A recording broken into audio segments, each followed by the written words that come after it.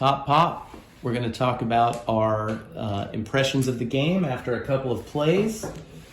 I won, which is rare on my own channel, and I think it's a cute game. I like it.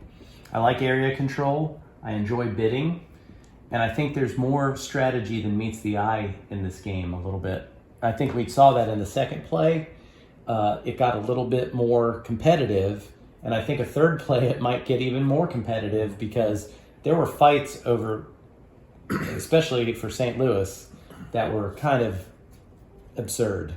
Gnarly, 7, 8 bottle caps. Yeah, I think that, being that this was really just the second time we played it, that you really strategically need to be thinking not just about your set collection, whether it's a diversity or whether it's trying to win the numbers, but it's absolutely a resource management game too. Right. In that you've got to decide if you want to let something go so you can get enough caps back to actually impact other areas that you need to go for. And so you have to be strategic in that way in making sure that you're gaining back enough caps, because if you don't have resources in this game, you're not going to win. And that was evident of what happened to me in this particular game that we just played.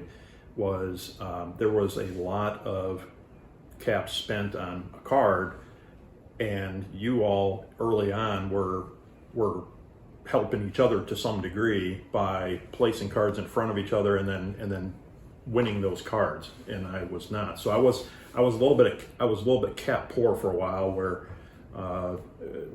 you weren't, but that's part of the game. So you have to decide strategically where to place caps and also where to place your cards and make sure that you're managing the resources as well. I think that's a good point about the resource management being just as important, I think, as the other two parts, the area control. I like that you get to go for the majority. You can really just go for all the sevens, and that's 14 points. You know what I mean? Like, if you figure out a way to trick everyone into like not realizing that you got 5 sevens, that's a lot of points. But the diversity bonus is also big. Mm-hmm. JD, what did you think? Yeah, well, I'm not as avid a gamer as you two, but I guess you kind of covered everything. I agree, like, for seeming kind of simple, there were a lot of moving pieces to keep up with, and like you were saying, figuring out where you're going to put your resources so that you can at least hopefully get them back. If you lose. Like, if you're bidding with someone in front of your own card, I mean, if you lose, that's pretty awesome. You get all of them. Mm-hmm. On your own card? Yeah, on your own card. But if you win, then you don't get anything. Right, exactly. But you get the card. It's sort of like one of those where you have to pick your strategy. Like, am I going for what number? Like a lower number that's easier to get, or a higher number where you could potentially get more points, but people are going to know what you're going for. So, yes, it's just a lot to take into consideration, and you just sort of pick your strategy, go for it. I guess if you're one who doesn't like to have to remember things while playing games, it will get frustrating. I don't love having to remember like who has what in their hand, but I also just at a certain point kind of decided to focus on what I was going for more than trying to remember what everyone else had. Yeah. Well, I knew that Jeff had 7 early, but then I saw that it seemed at some point we were diversified in who was getting them. So I thought, well, even if he is going to get the majority, it might be like 6 points, like three cards of majority. Right. And then it turned out that we all tied for that, which was really good. And the fact that Jeff and I tied with 4s is, or you and I tied with 4s. It was Jeff and I tied with 4s. That 1 point was the difference in me winning the game. Exactly. Yeah. And if we had tied, you had way more bottle caps than me for the tiebreaker. So I do think, at one point when we were playing, Jeff mentioned this is more like a bar game, but I do think, to me, this is a filler game that has more going on than meets the eye, and I kind of like that in a filler game. This is a gamer's filler game to me. Yeah. And if we were playing this with non-gamers, you could play this 2 or 3 times in an evening, and that would be a good game night. Mm-hmm. People would get it after the first one.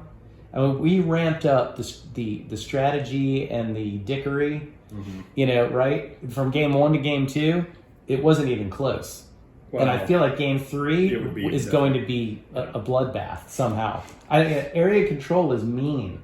Yeah. It always is mean. And then in a game where you're talking about, you have to have, it's like not having, if this were a war game, at some point you don't have enough units to play.